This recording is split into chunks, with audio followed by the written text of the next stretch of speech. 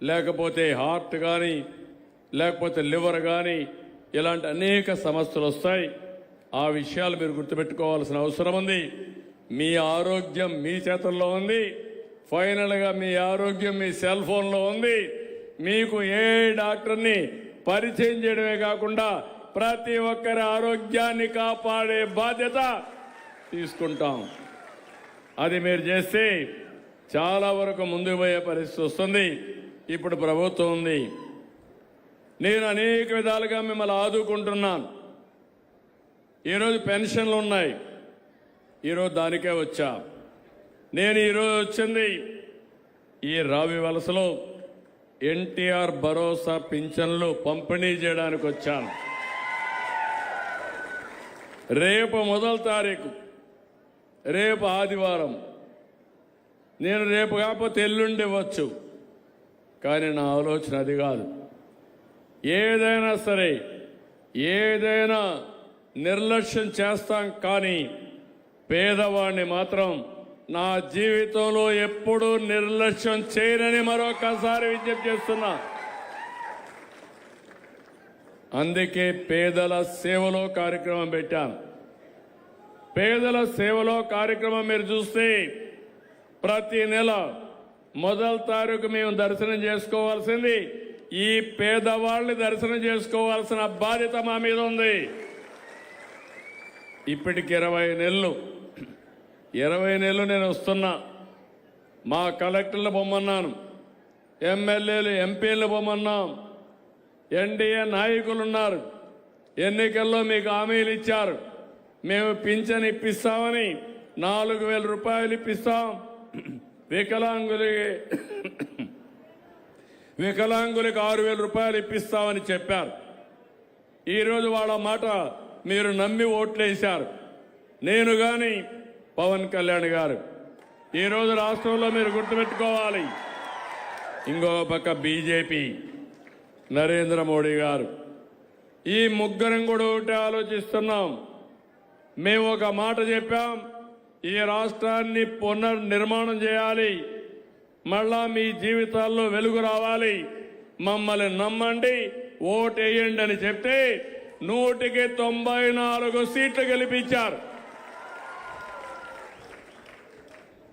విజయనగరం జిల్లా 11కు 11 గెలిపించారు. శ్రీకాకుళం జిల్లాలు స్వీప్ చేశాయి.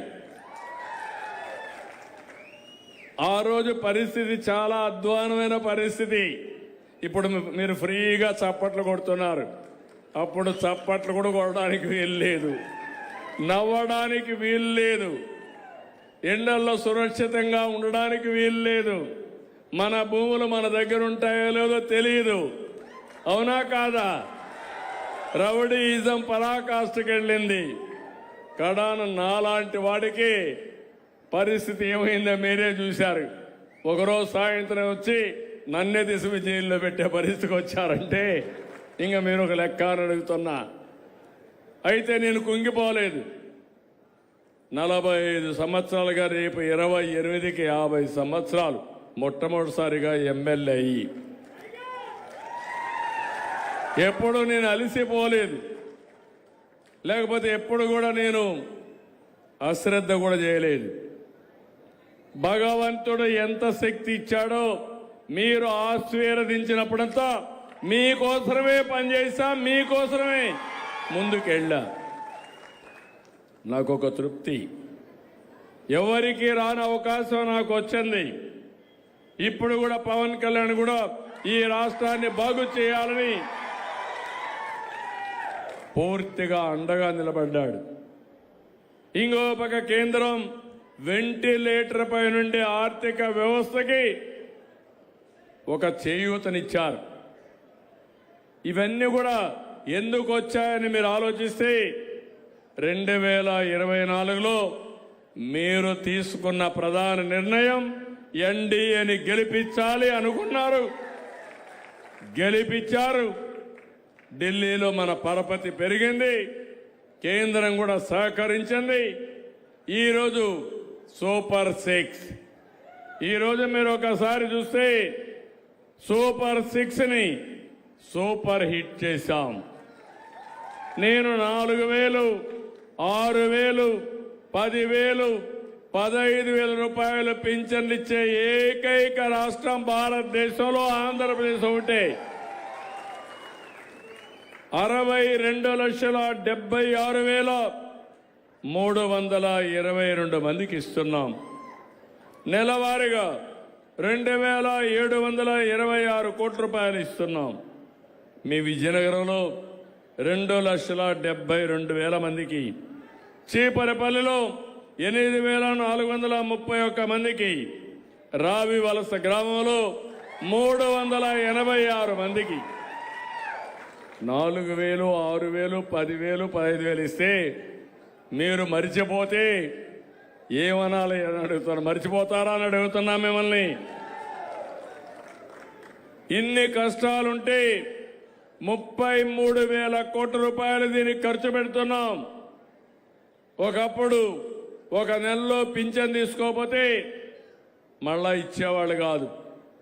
ఇప్పుడు పింఛన్ తీసుకోకపోయినా 2వ నెల, 3వ నెల తీసుకునే వెసులుబాటు మీకు ఇచ్చిన ప్రభుత్వం ఇది. దాంట్లో కూడా 2 నెలలు తీసుకోకపోతే ఈ నెల 1,56,128 కోట్ల రూపాయలు పే చేస్తున్నాం. 3 నెలల్లో తీసుకునే వాళ్ళకి 13,970 మంది, 17,21,00,000. అంటే దగ్గర దగ్గర 150 కోట్లని మిగలబెట్టుకునేవాడిని కాదు.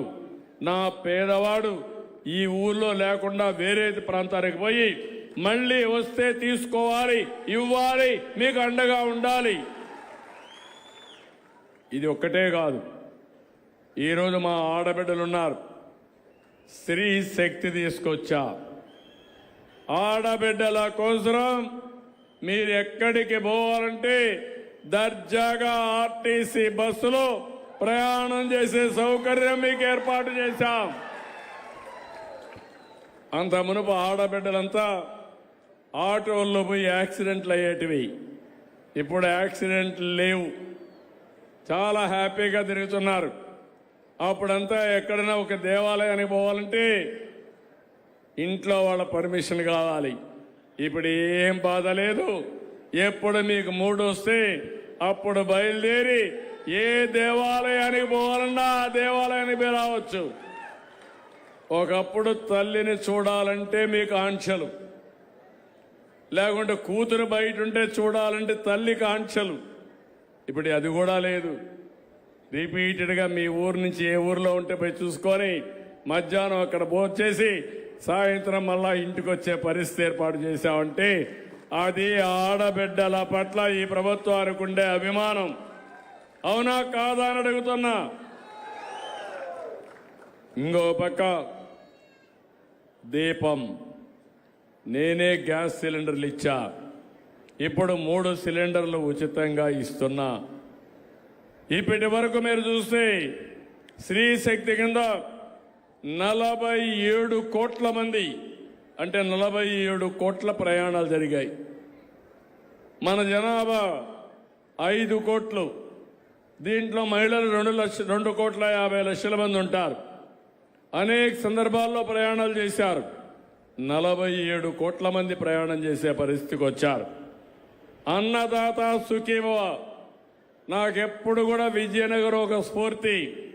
పేదలుండే జిల్లా, సన్నకారు చిన్నకారు రైతాంగం ఉండే జిల్లా, నీళ్లు పైనున్న వాడుకోని జిల్లా. అందుకే తోటపల్లి నేనే ప్రారంభించి మళ్ళీ నేనే దాన్ని పూర్తి చేసి మీకు నీళ్లు అందించాను.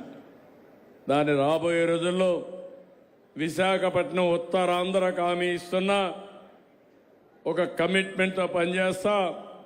పనిచేయడమే కాదు, ఈ జిల్లాలో 3 జిల్లాల్లో ఉండే అన్ని ఇరిగేషన్ ప్రాజెక్టులు రాబోయే 3 ఏళ్లలో పూర్తి చేసే బాధ్యత ఈ ప్రభుత్వం తీసుకుంటాం.